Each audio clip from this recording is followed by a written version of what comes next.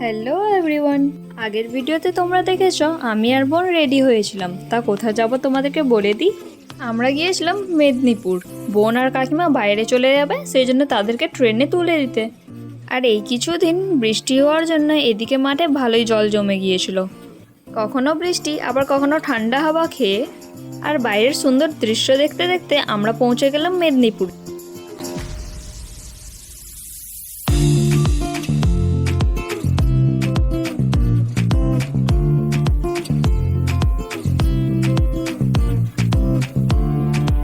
Train যেহেতু on টাইমেই ছিল, আমরা বাড়ি থেকে তাড়াতাড়ি বেরোই। তারপরে প্রায় আধা ঘন্টা 1 ঘন্টার মতো ট্রেন আসার অপেক্ষা করতে রইলাম। বোন বাইরে চলে যাবে তাই মনটা একটু খারাপ ছিল। আর এইখানে বোন ট্রেনে চাপবো দিল্লি যাব বায়না করতে লাগলো। আমি বললাম ঠিক আছে বেশ, কিন্তু আগে আমায় একটু আদর কর।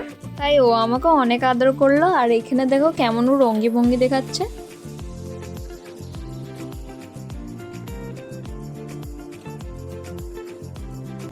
ট্রেন আসার অ্যানাউন্সমেন্ট করতে আমরা চলে গেলাম স্টেশনের ভেতরে।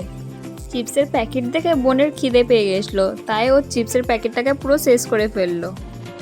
ট্রেন যেহেতু বেশ কিছু একটা সময়ের জন্য দাঁড়ায়নি, সেই জন্য আমি ভেতরের ভিডিও করতে পারলাম না। ট্রেন ছেড়ে দেওয়ার পরে আমরা বেরিয়ে পড়লাম বাড়ি ফেরার পথে। আমাদেরও যেহেতু খিদে পেয়ে গিয়েছিলো, আমরা রাস্তাতে মোমোজ খেতে দাঁড়িয়েছিলাম। আবারও গাড়িতে বসে বাড়ি পৌঁছে গেলাম।